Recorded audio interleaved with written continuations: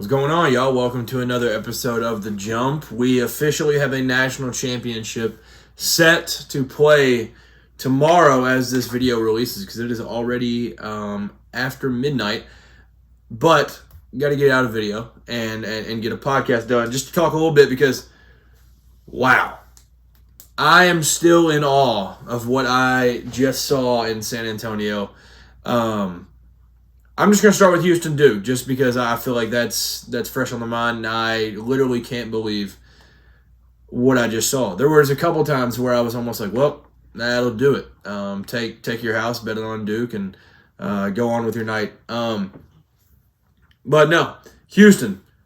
There were, I don't even know how to get to talking about this game. I mean, this game was absolutely nuts. So, this was a tale of two teams that showed signs of these things all year. You think back to the Kansas game.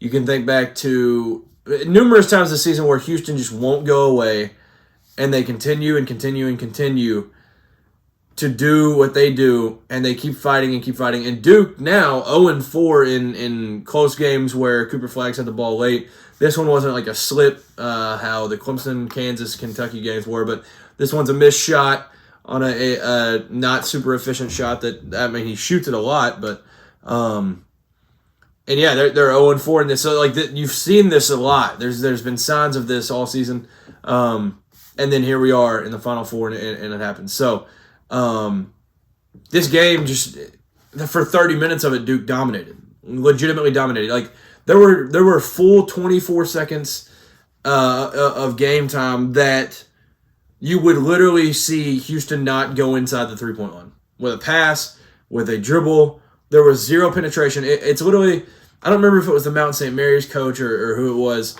but they said it's like if you just played seven guys. Like if you were playing against seven guys, that's what Duke's defense is. Because Caleb Foster or Tyrese Proctor are the smallest guys on the court each time. Like whenever those guys are on the floor, those are the smallest guys. There's Sion, there's Cooper, there's Kahn, and like, it's deceiving, but like Kahn is a huge basketball player. And then you've got Kahn and Malowach right there in the middle. So this defense dominated in the first half, and it felt like Houston's points, it was like, wow, that is absolutely incredible. And or like, even, I mean, as late as the LJ Cryer like running three that he hit that was just absurd. That one might have been like in the run towards the end. I can't remember. But like even that shot, it was like, wow, they've got to hit those and they're still down 8. Like that's what it felt like. Like I was with a buddy, we were watching.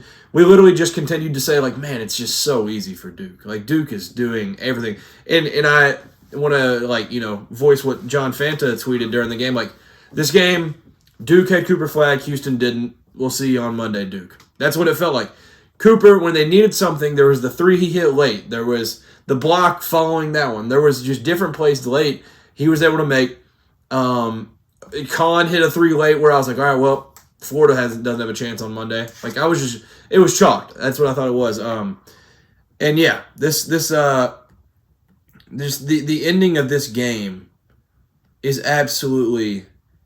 Duke leads by 14 with 8:03 left. And that's the story of Houston. They lead by 14 with 8:03 left. They lead by 6 with 34 seconds left. And they lose that game. Like, Houston, I struggle to figure out if this was more of a Houston comeback or Duke collapse. I think it's a good mix of both. And honestly, like, the call, the over-the-back call on Cooper was probably a terrible call. And maybe you can argue that he should be smarter there, but he's also, like, only like, what is he, 4 months into being 18 years old. Like this kid's got such a bright future, and I'd imagine this is the last that we'll see of him in college, assuming Duke won't be able to match whatever the number 1 pick signing bonus is. But it's just, it's unreal. And I mean, if you're a Duke fan, I don't really know how. I mean, like I've said it all year, like this Duke team is like surprisingly likable. And I mean, a lot of the talking heads in the world have said that, like, this Duke team is likable, but like this, I'm so used to, in the New Orleans 2022 Final Four, I was rooting as hard against Duke as I've ever rooted against a team in my life. But this year I was kind of like, you know what, like if they do win a title, I mean, whatever. Like that was just kind of my thoughts. I was like, yeah, I don't necessarily want it, but like this team, man, like they haven't done anything to make you not like them. But man, like that being your last two Final Fours was Coach K's final season where you think you're going out. That team didn't have the expectations this one had, and you lose to your rival, and you probably think at that point, this is the lowest point of sports fandom that I'll ever be. You go into this one as the almost overwhelming favorite into the Final Four. It's your Final Four to lose, and you lose this Final Four, and you lose it in this way. It's absolutely insane. And yeah, leading by 14 with 8:03 left. I think got outscored 11-1 or something in the last minute 26. And yeah, Duke made one field goal in the last 10 minutes and 31 seconds. I could not believe it. I continued, even on the run, I thought, there's no way this keeps up. There's just, like, these shots are still so hard to come by, and the points are just almost impossible to find. And it's just such... It was just crazy. I thought there was no way they'd finally get over the hump. And honestly, there were two plays late where I thought, all right, this is officially over. I don't know why it felt over for this one, but in my head, I was like, oh, well, that'll probably do it, because they needed just all the possessions and all the points they could get. The one where LJ Crier's dribbling up top and it goes off Kahn's foot out of bounds, that was one where I was like, well, nothing's more valuable than possessions right now if you're Houston.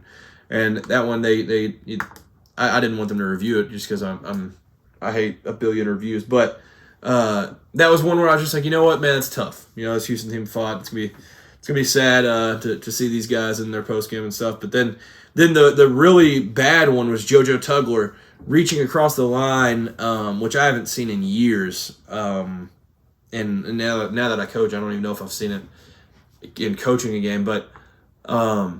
Him reaching across the line when Sion's trying to pass it in, and he just hits the ball or hits his arm, whatever it was.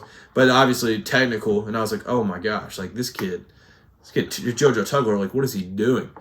And yeah, it didn't end up ruining it. But like those were the two plays where I was like, well, there's the dagger. They did it to themselves, and they continued to fight and fight and fight. And a big shout out to LJ Crier, a guy that's been in this situation before, won a national championship with Baylor. 26 points tonight, 8 of 14. Like I said, he hit the running three. He hit numerous threes. And I was really worried. I mentioned it too. I mentioned it on the last podcast, but I was so worried about him coming into the game because he's 6'1" out there. He just doesn't belong. Like I said, at worst, you've got somebody 6'5", as long as, Spencer Hubbard's not checking in for Duke. But, like, it's like 6'5" and up. Then you have LJ Crier out here who still got buckets, played every single minute of the game, played 40 minutes tonight. And even late, he was the guy that, the veteran leader that they get the ball to. He hits the free throws there at the end. And I don't even think he was super efficient from... Oh, he missed 2 free throws. It felt like he missed more. 4 or 6 from the line, but what an incredible game for him. Emmanuel Sharp, he hit threes when they needed it. 16 points for him. But I don't want it to go unnoticed what Cooper Flagg did tonight because he was absolutely spectacular. And he had me thinking once again about my list of the best freshman seasons of all time with Melo and Michael Beasley and AD and KD. Like, he had me thinking about like where he is on the list now. Now that even through this one, I was like, well, Duke's winning a national championship. Where does he rank? Because he's going to have a national championship. He won the Wooden Award today. He's won AP National Player of the Year. Like, where does he rank? But then they end up falling in this game, and I know it's not all on him, but he did miss the last shot with a not super efficient shot. But 27 points, 7 rebounds, 4 assists, 2 steals, 3 blocks. He just completely took over. 3 for 4 from 3. Like, didn't miss a free throw. This kid is just spectacular, and I'm sure like if you're looking at a scouting report of Cooper Flagg, there's going to be a 35-page article of the good, and there's going to be one sentence in the end, and it just says like can't close games. That's the only flaw. And they've all been different situations, so you can't necessarily fault the kid. But, yeah, man, it's just It's tough for him because it's his foul there at the end that gets them down one to where he has to end up taking that shot that isn't a great shot anyways, and it's all that. But tough situation. Houston, what an incredible comeback, and they're playing in San Antonio on Monday, and I can't wait for it. Yeah, just an amazing game. And Sion James, I guess shout out to him or shame on the trainers for him playing after he obviously got a concussion. It kind of looked obvious. I mean, he smacked his head so hard, but he still plays 27 minutes. He wasn't necessarily great there at the end, but he just had plays where he had the play, the really tough layup before that one. I think it was before he checked back in, but yeah, great game, and yeah, it's just. Man, what an insane game. I don't even know. I'm still in awe and just shock of what I just witnessed. I can't even comprehend what happened. So yeah, I guess I'll try to swing my thoughts over to the other game. Man, Florida Auburn. This one was a first half dominant performance by Janai. That was the big takeaway of the first half is just dominating performance for Janai, and Florida goes into it with the game plan of they're not doubling, they're not letting Janai be a magnet of the floor, and that was kind of the thing because they're just sitting there if he's gonna kill us, we're gonna live and die with it. So and in the first possession of the game, he dribbles a ton, goes into him. I think it was Alex Condon. He goes into him, hits the shot, talks to him. He's like, "Hey man, it's all day." He's just straight up with him, just talking crazy on the first possession of the game. And then there at the end, Alex Condon has the charge from him, and I was like, he might as well just turn and say something to him now because their game plan from that first play that Janai took offense to, that ended up working throughout the game. And Auburn, Chad Baker-Mazara, Chaney Johnson, Denver Jones, these dudes were hitting shots. And they played a great game overall too. So, and nothing to hang your head over. This was, Baker Mazara ends up with 18 points.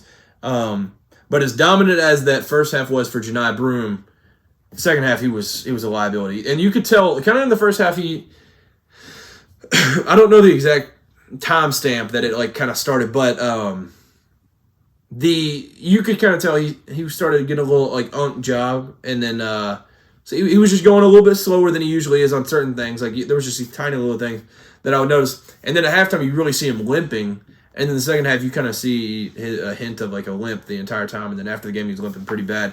So he wasn't fully healthy, and he like I said, he dominated the first half, and Florida stuck to their guns, and they went with the same game plan where we were we're not letting these shooters get hot from the outside, and credit to them. They were 7 for 25 from three, and a lot of that is the applied pressure from Florida. And even the whole game, the one where Alex Condon closes out late and Chad Baker-Mazara goes up and down, it was just they stuck to their game plan, and Todd Golden, I'm sure at halftime he probably ripped into him a little bit, but he was we ain't changing. This is our game plan. We're not going down doubling Janai because that's exactly what they want. And I think it was Bruce Pearl at halftime. He said they're doing a great job of not doubling and not letting our shooters get into a rhythm. And that was kind of it. Tahad Pettiford, I expected more from him. He ended up with 7, 4, and 3, but it was really Baker-Mazara and Janai Broome, and they struggled to find points elsewhere.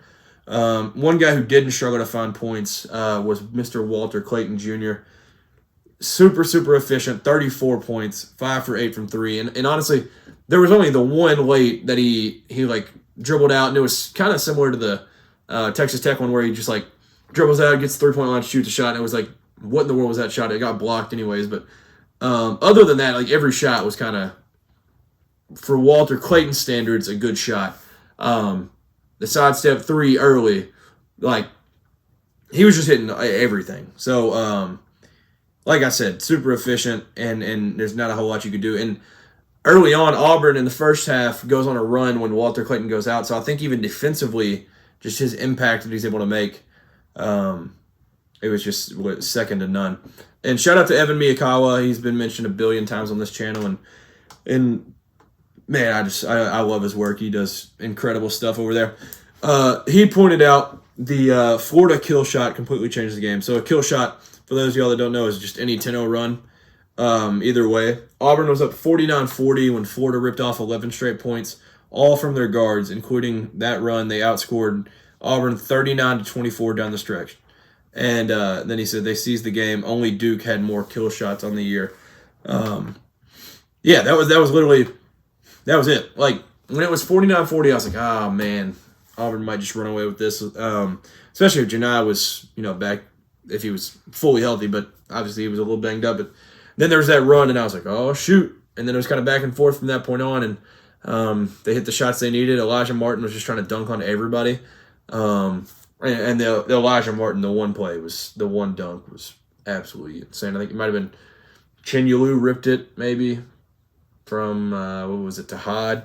And then, he didn't dunk on Baker Mazzara and Pettiford, but they were right there, and he just punched the heck out of that. So that dunk was up there, dunk of the year. Such a blast, dude. That game was so fun. It delivered 79-73 final. And yeah, like I said, both these teams that lost tonight, like Duke, you're going to be a little beat up, and this one's going to keep you hurting for a while. And you could probably say the same thing with Auburn. But Duke, you had it won. Auburn, this was the one that kind of slipped through your hands, and you're like, man, how does a assistant under Bruce Pearl beat us twice in a year? But what a career, and especially, Duke's losing James, Gillis, Brown, Cooper Flag's gone probably. Khan's gonna be gone. Malawaj, they're reloading. This is nothing new. Duke is Boozer twins, and they're gonna be stacked next year. But they're losing a lot, and a lot of young guys. But Auburn's losing a ton of guys that played a whole lot of college basketball in their career, and they're gonna be a completely different team next year. And they've already reloaded a little bit. I think they're in a good spot to get Badunga, and they've already got Keyshawn Hall committed, so they'll be fine too. But these teams that lost tonight, they're going to be legendary, memorable teams for these years to come. And I think if you're John Shire, which this is crazy too, because at one point in the second half, I was like, you know what? Credit to John Shire. He could have gotten his own head. His first year as a head coach, they get just kind of punked by Tennessee in the second round. Tennessee just out physicals them, and that was kind of the story of the game. Whatever. Tennessee, good team. The next year, Elite Eight, they lose to NC State. Tough loss, kind of weird. They should have won it. But then there's this year, and they have absolutely dominated the entire year. But they end up falling, and I was like, credit to him. You go to the national championship, probably going to win it. It's his to lose, and but here we are. So, Florida Auburn. Great game. Houston, Duke, one for the ages. One of the best comebacks in NCAA tournament history.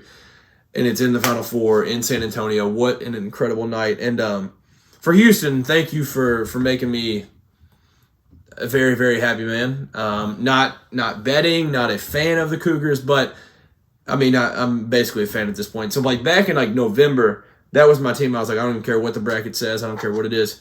Houston's probably going to be my team that wins the national championship. There were just things that I was seeing. I was like, you know what? That's my team. And then numerous people called me stupid. They were like, man, they can't score. This is Houston. This is Kelvin Sampson. We've learned this. We know this. Since that Jordan Poole buzzer beater, this Houston team, they make runs, and they they'll never give up in a game. And this has been my team that people have called me stupid for. And now I'm needing apologies. So, I'm loving it at Houston, man. I don't even win or lose, I might just order a Houston shirt. And man, yeah, go Cougs. Jim Nance, I know he's happy tonight. So I think that'll do it for this episode. I'll be back Monday night is the plan. Recapping the national championship. We'll either have a team get their third in school history, or Houston would be lifting the trophy for the first time in school history, which is a great history as the program has been over the years. But